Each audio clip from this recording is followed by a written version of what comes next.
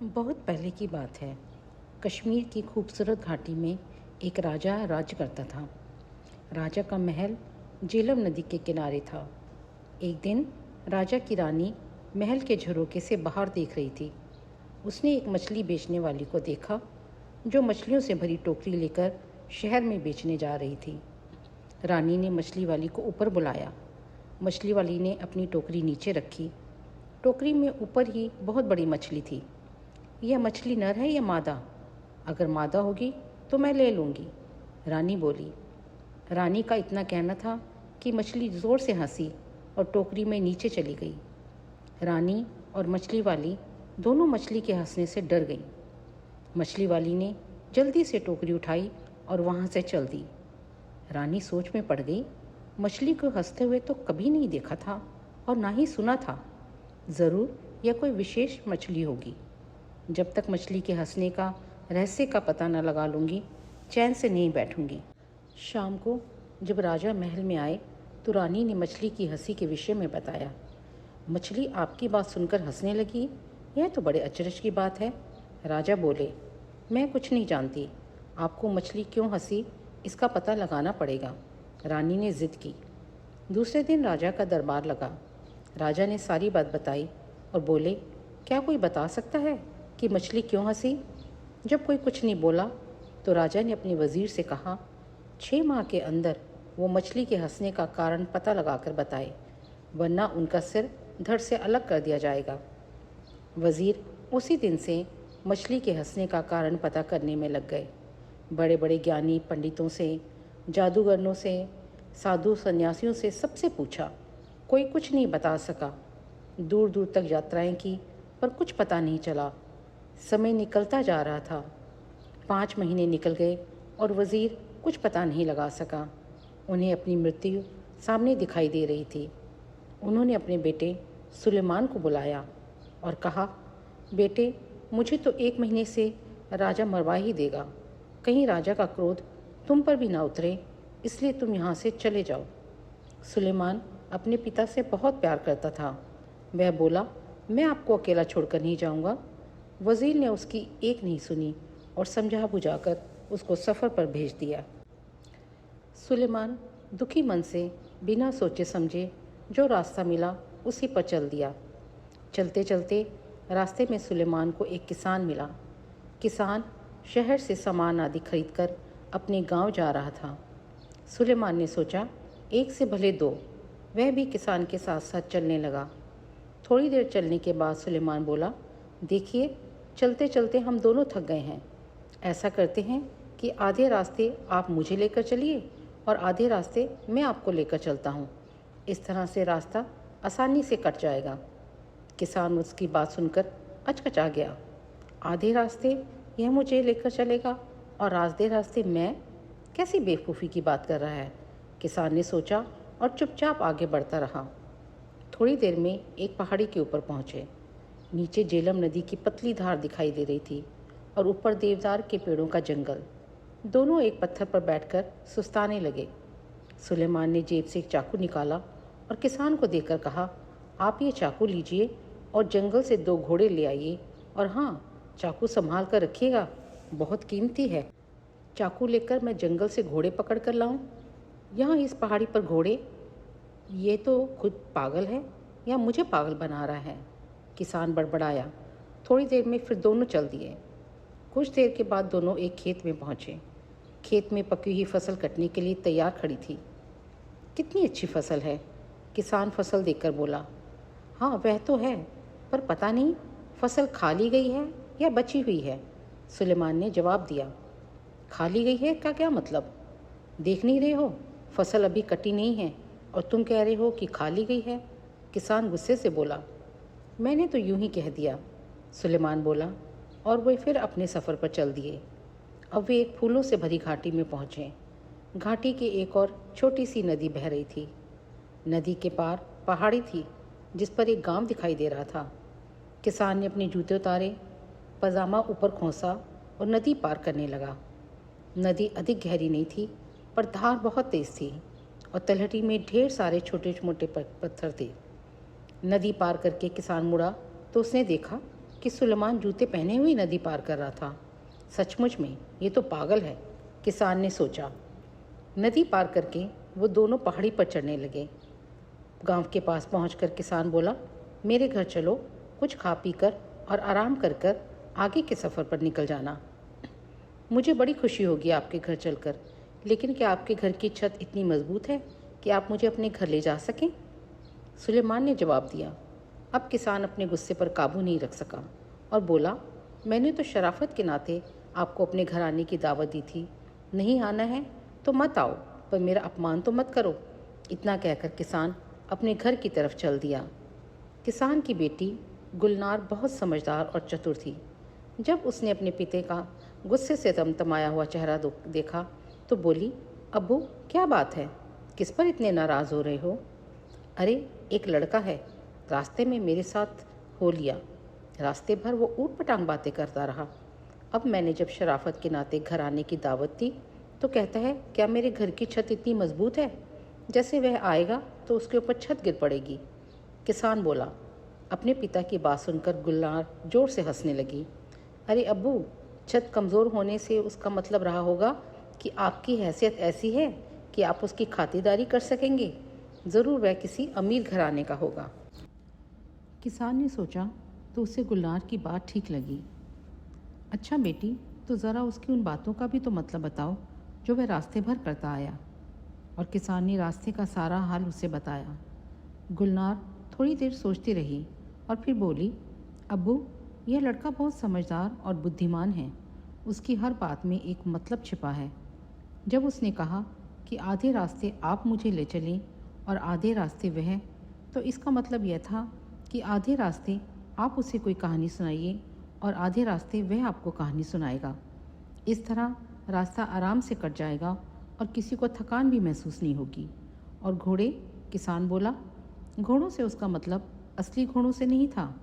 उसका मतलब था कि जंगल से लकड़ी की 2 मजबूत टहनियाँ काट कर ले आइए जो छड़ी का काम देंगी। चलते चलते थक जाने पर छड़ी का सहारा किसी घोड़े से कम नहीं होता। और फसल खा ली गई है, इसका क्या मतलब था? कि कहीं किसान ने साहूकार से कर्ज तो नहीं लिया? अगर लिया होगा तो फसल सारी साहूकार उठा ले जाएगा। किसान को तो कुछ भी नहीं मिलेगा। चलो, तुम्हारी तो सब बातें ठीक हैं, पर जूते पहनकर नदी पार करना तो पागलपन ही कहा जाएगा। किसान बोला।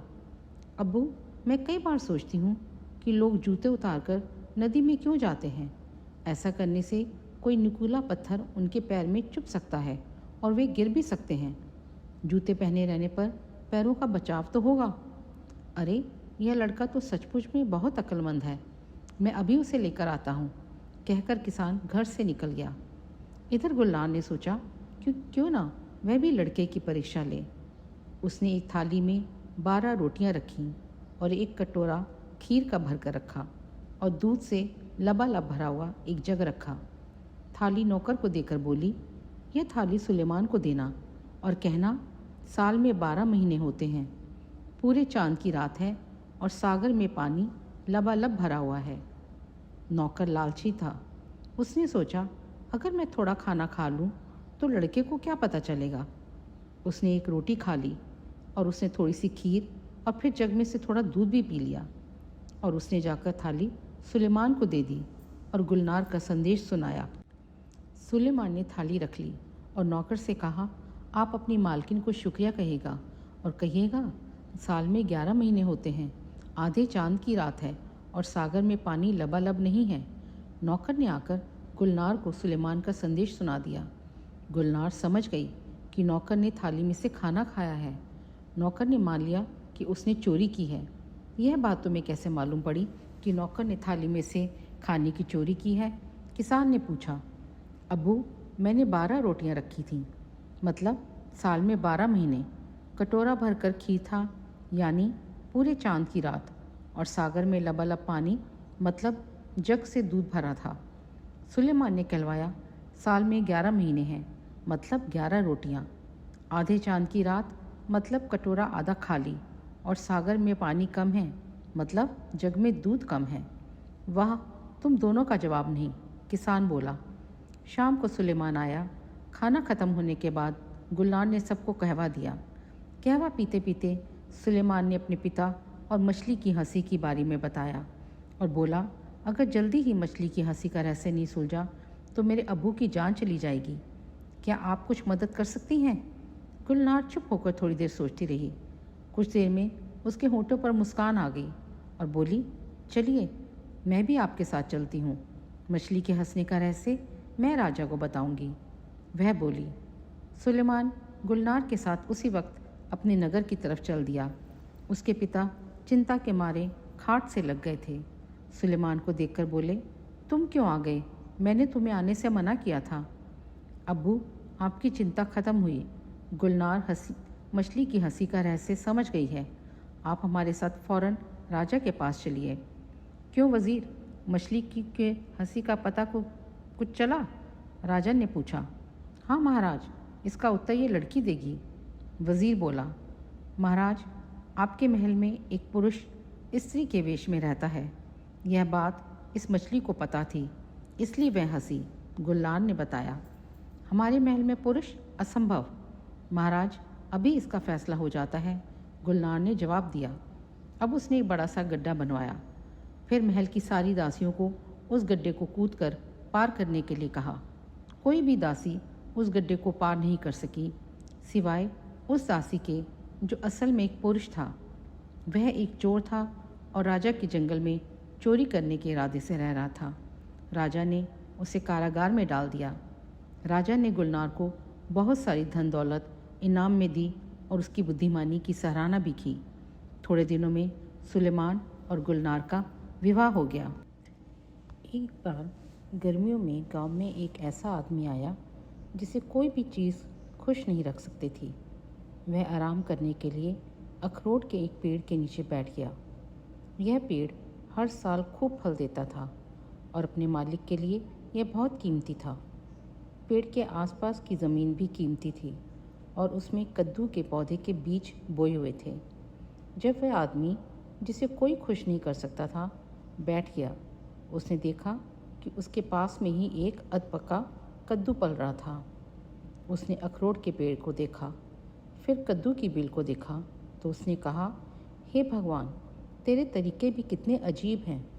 इतने बड़े पेड़ को तो तूने छोटे छोटे फल दिए हैं और ज़मीन पर पड़ी कद्दू की इस बेल को इसकी शक्ति की तुलना में इतना बड़ा फल दे दिया।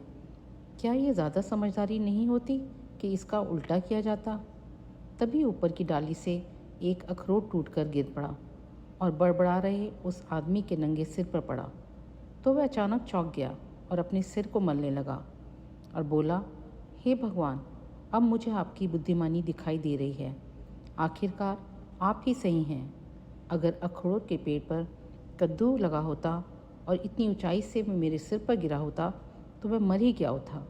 अब मुझे आपकी बुद्धिमानी, महानता और शक्ति नज़र आ रही है। एक दिन राजा अपने दरबार में बैठा था और बुद्धिमान काजी उसके पीछे बैठा था। जब वे बात कर रहे थे तभी एक कौवा उड़ता हुआ आया और ज़ोर ज़ोर से काँव काँव करने लगा। काँव काँव करता हुआ कौवा हर किसी को बहुत बुरा लग रहा था। राजा ने कहा, इस पक्षी को यहाँ से निकालो, और तुरंत पक्षी को महल से बाहर निकाल दिया गया। 5 मिनट के बाद फिर से कौवा उड़कर आया और काँव काँव करते हुए फिर से शोर करने लगा। क्रुद्ध राजा ने कौवे को गोली मारने के लिए कहा। अभी नहीं महाराज, बुद्धिमान काजी ने रोका। शायद आपकी बाकी प्रजा की तरह यह कौवा भी आपके सामने अपनी कोई फरियाद लेकर आया है।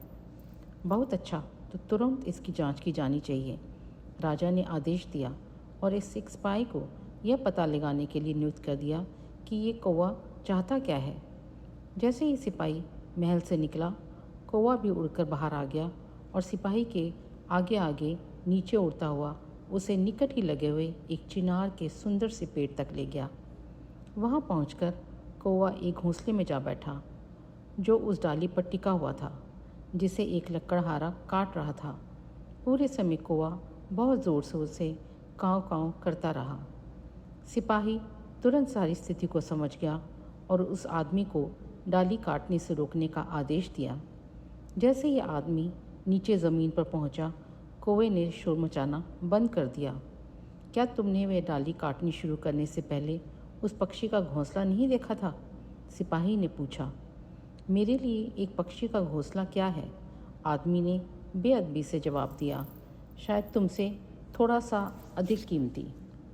इस तरह से क्रोध दिलाए जाने पर सिपाही ने लकड़हारे को गिरफ्तार कर लिया और उसे राजा के पास ले गया तथा क्या हुआ उसकी सारी सूचना दी। राजा काजी की तरफ मुड़ा और पूछा, इस आदमी को इसकी गुस्ताखी के लिए क्या दंड दिया जाना चाहिए? काजी ने जवाब दिया, महाराज, कुत्ते तो कभी कभी भौंकते हैं। अगर इस आदमी को पहले से पता होता कि सिपाही इस राज्य के आदेश का पालन कर रहा था और अपना खुद का हुक्म नहीं चला रहा था तो किसी भी प्रकार की गुस्ताखी नहीं होती। शायद यह आदमी पहले ही पछता रहा था। इसको दंड के रूप में कुछ बेत लगाए जा सकते हैं। लकड़हारे के तलवों पर 5 बेत लगाए और उसे छोड़ दिया गया। हालांकि दंड कठोर नहीं था, उससे अपने घर तक के पूरे रास्ते में उछल उछल कर चलना पड़ा था। बहुत पहले एक राजा था जिसके 7 पुत्र थे। वे सब के सब बहुत बहादुर, सुंदर और चतुर थे। वृद्ध राजा सबको बराबर प्यार करता था और राजकुमार एक सी पोशाक पहनते थे तथा उन्हें समान भत्ते भी मिलते थे। जब वे बड़े हुए तो उन्हें अलग अलग महल दिए गए, लेकिन महल एक जैसे बनाए गए और उनकी साज सज्जा भी एक जैसी ही की गई थी कि अगर तुमने एक महल देख लिया तो समझो सारे महल देख लिए। जब राजकुमारों की विवाह योग्य उम्र हुई तो राजा ने एक समान सुंदरता और प्रतिभा वाली 7 वधुएं खोजने के लिए सारे देश में अपने राजदूत भेजे। राजा के संदेशवाहकों ने हर जगह की यात्रा की, कई राजकुमारियां देखीं, लेकिन 7 उपयुक्त वधुएं नहीं ढूंढ सके। वे लौटकर राजा के पास आए और अपनी विफलता के बारे में राजा को बताया। अब तो राजा इतना निराश और दुखी हो गया कि उसने मंत्री ने फैसला किया कि इस समस्या को हल करने के लिए कुछ न कुछ तो करना ही पड़ेगा। उसने कहा, महाराज, इतने मायूस ना हो। निश्चय ही आपके 7 पुत्रों जैसी मुकम्मल 7 वधुएं खोजना असंभव है। हमें किस्मत पर भरोसा करना चाहिए और शायद हमें वही और सही वधुएं मिल जाएंगी। मंत्री ने एक योजना के बारे में सोचा था और राजकुमारों को इसके लिए सहमत कर लिया। उनको किले की सबसे ऊंची बुर्ज पर ले गया, जहाँ से पूरे शहर के साथ ही आसपास का ग्रामीण क्षेत्र भी दिखाई देता था। राजकुमारों के सामने 7 धनुष और 7 तीर रखे और उनसे जिस दिशा में वे चाहें उस दिशा में तीर छोड़ने के लिए कहा गया। प्रत्येक राजकुमार ने उस लड़की से विवाह करने की सहमति दी थी कि जिसके भी घर जाकर उसका तीर गिरेगा, चाहे वो राजकुमारी हो या फिर कोई किसान की बेटी। राजकुमारों ने धनुष उठाए और अलग अलग दिशाओं में तीर छोड़े। सबसे छोटे राजकुमार को छोड़कर सभी राजकुमारों के तीर प्रसिद्ध और अत्यंत प्रतिष्ठित परिवारों के घरों पर जाकर गिरे, लेकिन सबसे छोटे राजकुमार द्वारा छोड़ा गया तीर शहर की सीमा से बाहर चला गया और दृष्टि से ओझल हो गया। नौकर तीर की तलाश में सभी दिशाओं में दौड़ पड़े और एक लंबी खोज के बाद उसे एक बड़े बरगद के पेड़ की शाखा में गड़ा हुआ पाया गया। उसके ऊपर एक बंदरिया बैठी थी। एक बंदरिया? क्या राजकुमार ने बंदरिया से शादी की? तो सबने कहा कि नहीं। राजा को बहुत पछतावा हुआ जब उसे पता चला कि उसके सबसे छोटे राजकुमार के तीर ने ऐसा दुर्भाग्यशाली निशाना लगाया। राजा और उसके दरबारी एवं मंत्रियों ने एक बैठक की और फैसला किया कि सबसे छोटे राजकुमार को तीर के साथ एक और अवसर दिया जाना चाहिए। लेकिन हर किसी को चकित करते हुए राजा ने और राजकुमार ने दूसरा अवसर लेने से इनकार कर दिया। मैं शिकायत नहीं करता, उसने कहा। मेरे भाइयों को अच्छी और सुंदर पत्नियां मिली हैं, यह उनका सौभाग्य है। लेकिन मुझे वह कसम तोड़ने के लिए मत कहो जो मैंने तीर चलाने से पहले ली थी। मैं जानता हूँ कि मैं बंदरिया से विवाह नहीं कर सकता, लेकिन चूंकि मैं नहीं कर सकता इसलिए मैं किसी से भी विवाह नहीं करूँगा। इसकी बजाय मैं बंदरिया को घर ले आऊँगा और एक पालतू की तरह उसकी देखभाल करूँगा। और सबसे छोटा राजकुमार शहर से बाहर गया और बंदरिया को घर ले आया। 6 भाग्यशाली राजकुमारों की खूब धूमधाम से विवाह हुए।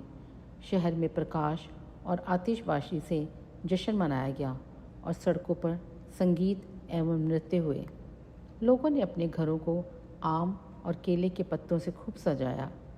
पूरे शहर में खुशी का माहौल था, सिवाय सबसे छोटे राजकुमार के घर के, जो बहुत अकेला और दुखी था। उसने अपनी बंदरिया के गले में हीरे का एक पट्टा डाला था और उसे मखमल की गद्दी वाली एक कुर्सी पर बिठाया था। राजकुमार ने कहा, हे बंदरिया, आज इस खुशी के दिन तुम भी उतनी ही अकेली हो जितना कि मैं हूँ, लेकिन मैं यहाँ तुम्हारे ठहराव को खुशियों से भर दूँगा। क्या तुम्हें भूख लगी है? उसने स्वादिष्ट आमों का एक कटोरा उसके सामने रख दिया तथा उसे खाने के लिए राज़ी कर लिया। वह बंदरिया से बातें करने लगा और अधिकतर समय उसके साथ बिताने लगा। कुछ लोगों ने उसे मूर्ख कहा तो कुछ ने कहा ज़िद्दी है। दूसरे सोचते थे कि थोड़ा सा पागल भी है। राजा ने अपने मंत्रियों और बेटों के साथ स्थिति पर चर्चा की और राजकुमार को फिर से होश में लाने और किसी उपयुक्त परिवार में उसका विवाह करने के लिए कोई न कोई रास्ता निकालने का निर्णय किया। लेकिन सबसे छोटे राजकुमार ने अपने पिता, भाइयों और मित्रों की सलाह व मनीहारों से सुनने से इनकार कर दिया। उसने कहा कि मैंने वचन दिया था और मेरा वचन पहाड़ की तरह अटल है। महीनों गुजर गए, पर राजकुमार ने अपना मन नहीं बदला। इसके बजाय ऐसे लगने लगा कि उसका बंदरिया के प्रति लगाव अधिक बढ़ गया और उसे अक्सर महल के बागों में बंदरिया के साथ टहलते हुए देखा जाने लगा। अंत में राजा ने 7 राजकुमारों की एक बैठक बुलाई और कहा, मेरे बेटों, मैंने तुम्हें जीवन में खुशी खुशी व्यवस्थित होते देखा है, यहाँ तक कि तुम, मेरे सबसे छोटे बेटे, अपने अजीब साथी के साथ खुश दिखाई देते हो। एक पिता की खुशी अपने बेटे बेटियों की खुशी में होती है। इसलिए मैं अपनी बहुओं से मिलना चाहता हूँ और उनको उपहार देना चाहता हूँ। सबसे बड़े बेटे ने तुरंत अपने पिता को अपने घर पर भोजन पर निमंत्रित किया और दूसरों ने भी निमंत्रण को दोहरा दिया। राजा ने सबसे छोटे बेटे के निमंत्रण सहित सबके निमंत्रणों को भी स्वीकार कर लिया। स्वागत बहुत भव्य हुए और राजा ने अपनी वधुओं को कीमती जवाहरात एवं महंगी पोशाकें उपहार में दी। अंत में राजा का स्वागत करने के लिए उसके सबसे छोटे बेटे की बारी आई। सबसे छोटा राजकुमार बहुत परेशान हुआ। वह उस घर में अपने पिता को कैसे आमंत्रित कर सकता था जिसमें वह एक बंदरिया के साथ रहता था। वह जानता था कि उसकी बंदरिया इलाके की अनेक बड़ी बड़ी महिलाओं से अधिक सौम्य और प्रिय है और इस बात पर भी दृढ़ था कि वह उसे छुपाएगा नहीं, जैसे वह कोई शर्मिंदा होने वाली चीज़ ना हो। बाग में उसके साथ टहलते हुए उसने कहा, मुझे अब क्या करना चाहिए मेरी दोस्त? काश परेशानी की घड़ी में मुझे आराम, राहत देने के लिए तुम्हारे पास ज़ुबान होती। मेरे सभी भाइयों ने मेरे पिता को अपने घर और अपनी पत्नियां दिखाईं। मैं जब तुम्हें उनके सामने प्रस्तुत करूंगा तो सब मेरा मजाक उड़ाएंगे। जब भी राजकुमार ने उससे कहा था, बंदरिया हमेशा एक मूक और सहानुभूतिपूर्ण श्रोता बनकर रही, लेकिन अब उसने देखा कि वह अपने पंजों से उसके लिए कोई संकेत कर रही थी। उस पर झुकते हुए राजकुमार ने देखा कि उसके हाथ में मिट्टी के बर्तन का एक टुकड़ा था और वह उससे लेने के लिए कह रही थी। राजकुमार ने उससे वह टूटा हुआ टुकड़ा ले लिया। उस पर सुंदर जनाना हस्तलेख में शब्द लिखे हुए थे।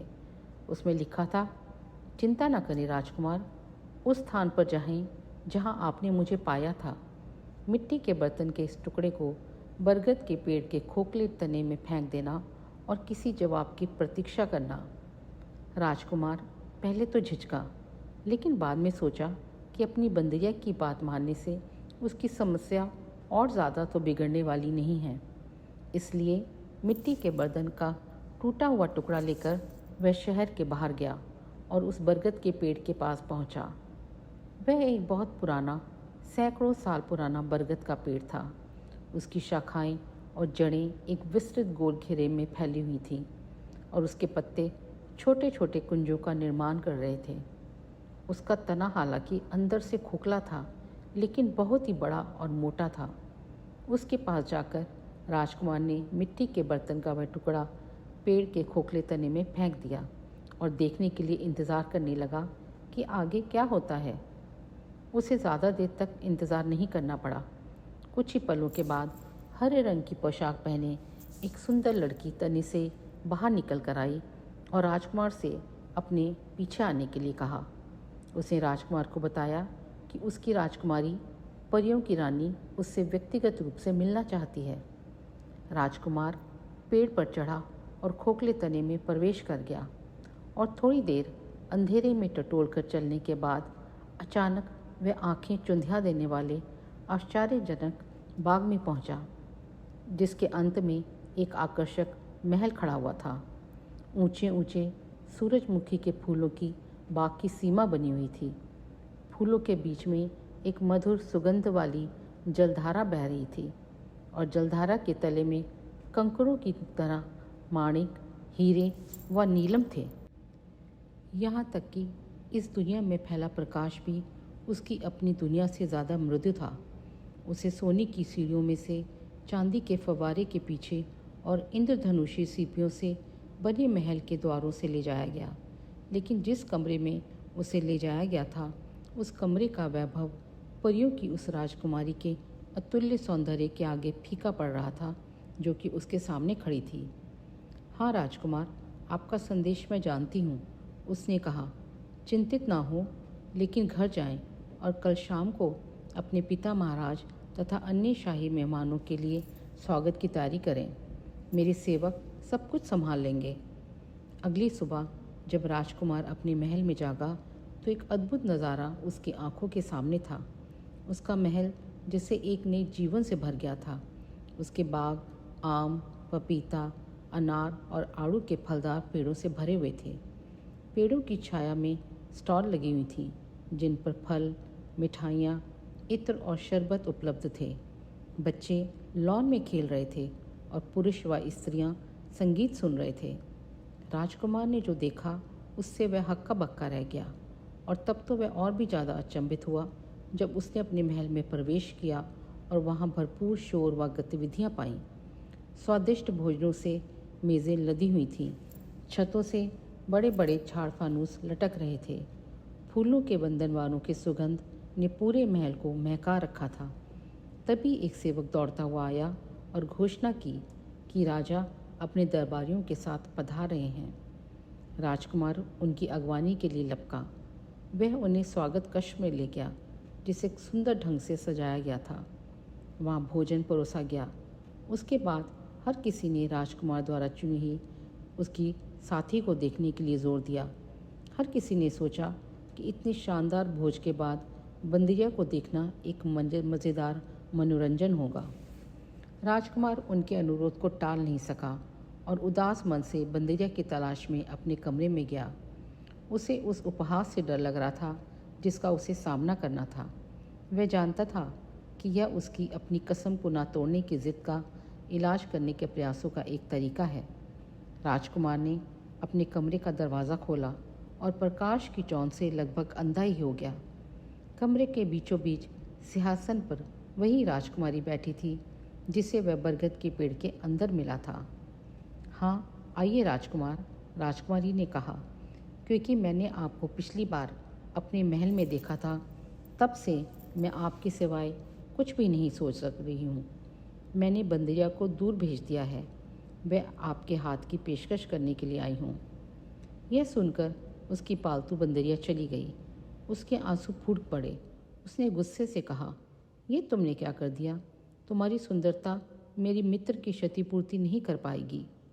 तब राजकुमारी ने मुस्कुराते हुए कहा, अगर मेरा सौंदर्य आपको प्रभावित नहीं कर सकता तो मेरे आभार के कारण मेरा हाथ थाम लीजिए। देखिए, मैंने अपने पिताजी और भाइयों के लिए इस दावत को तैयार करने में कितना परिश्रम किया है। मेरे पति बन जाइए। दुनिया की सारी दौलत और खुशियाँ आपके कदमों में होंगी। राजकुमार क्रोधित था।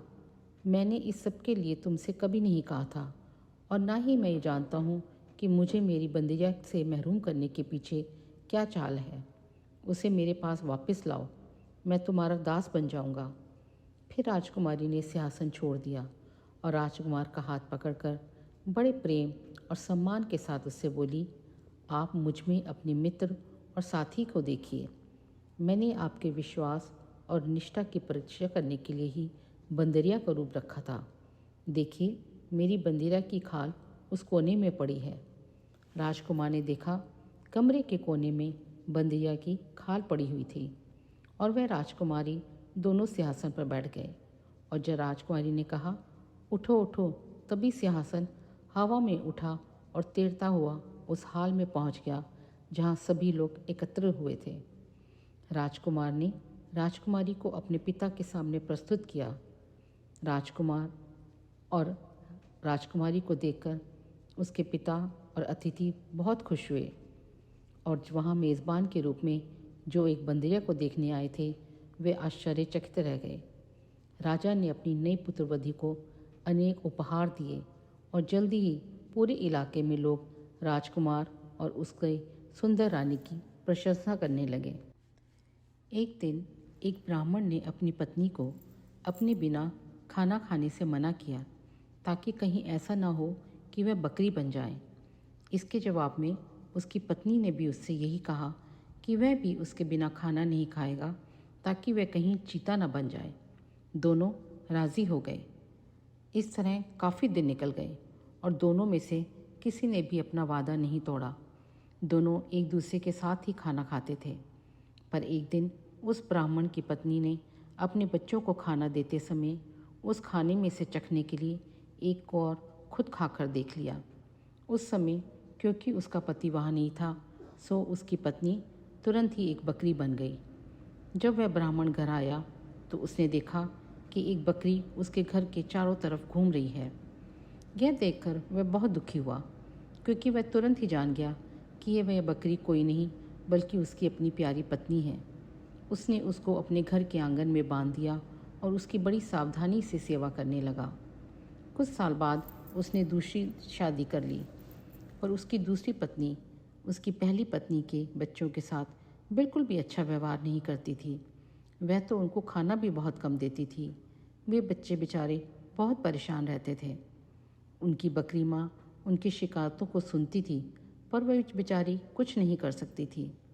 उन बच्चों की माँ ने यह देखा कि उसके बच्चे बहुत दुबले होते जा रहे हैं, इसलिए एक दिन उसने अपने बच्चों में से एक बच्चे को अपने पास बुलाया और उससे दूसरों को भी ये बात चुपचाप बताने के लिए कहा कि जब भी उनको भूख लगे तो वह एक डंडी से उसके सींगों को मारे। ऐसा करने से उसके सींगों में से कुछ खाना निकल आएगा जिसे कि वे खा सकते थे।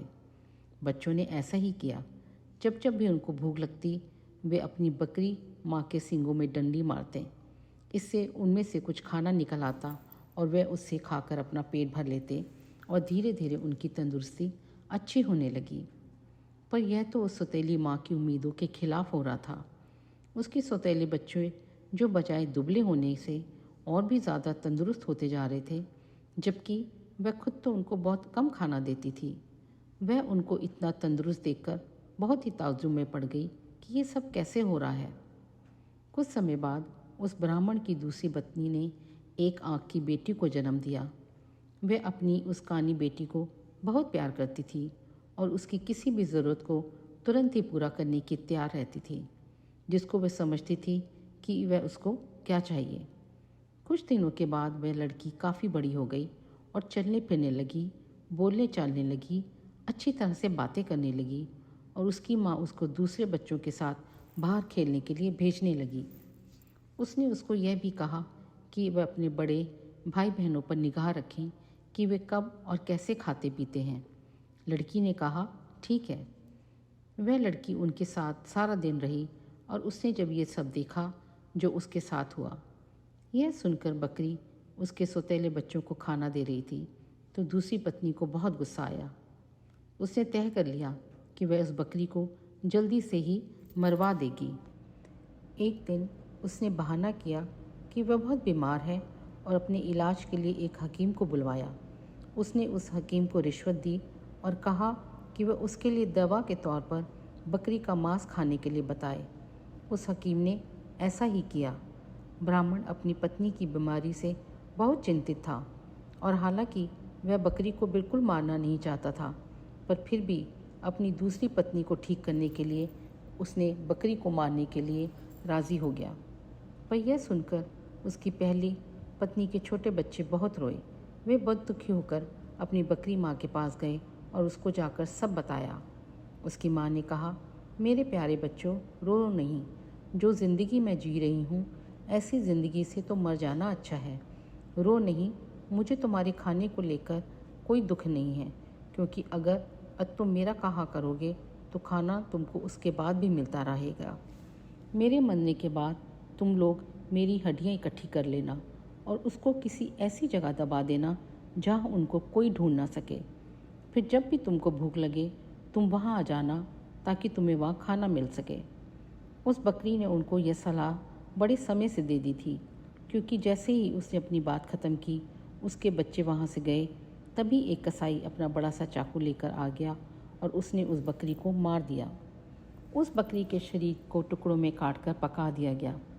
ब्राह्मण की पत्नी ने उस बकरी के मांस को खाया और बच्चों को खाली हड्डियाँ ही मिली। बच्चों ने इन हड्डियों का वही किया जो उनकी बकरी माँ ने उनसे करने के लिए कहा था।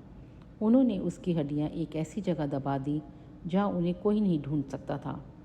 जब उनको खाने की ज़रूरत होती तो वे वहाँ जाते और उन हड्डियों से खाना मांग लेते और उनको खाना मिल जाता। सो अब उनको फिर से खाना रोज़ मिल रहा था और खूब मिल रहा था। अब वे भूखे भी नहीं रहते थे। उनकी तंदुरुस्ती फिर से ठीक होती जा रही थी। उस बकरी के मर जाने के बाद भी ब्राह्मण की पत्नी की बेटी पानी के नाले में अपना चेहरा धो रही थी। उसकी नाक की लौंग खुल गई और पानी में गिर गई। एक मछली पानी के साथ साथ उसको भी पी गई। अब हुआ ये कि एक मछुआरे ने उस मछली को पकड़ लिया और राजा के रसोइये को बेच दी। रसोइये ने जब मछली को पकाने के लिए काटा तो उसको ये देखकर बहुत आश्चर्य हुआ कि उसके अंदर तो नाक की एक लौंग थी। वह उसको लेकर राजा के पास गया तो राजा को भी उसमें रुचि हो गई। राजा ने अपने राज्य में ये मुनादी पिटवा दी कि जिस किसी की भी नाक की लौंग खो गई थी वह उसको राजा के साथ लेकर आए। कुछ ही दिनों में उस लड़की का भाई राजा के पास गया और बोला कि नाक की लौंग उसकी बहन की थी। उसकी ये नाक की लौंग उसका चेहरा धोते धोते नाले में गिर पड़ी। राजा ने उस लड़की को बुलाया तो वह उसकी सुंदरता और अच्छा व्यवहार देखकर इतना प्रभावित हुआ कि उसने उससे शादी कर ली और उसके पूरे परिवार की खूब सहायता की।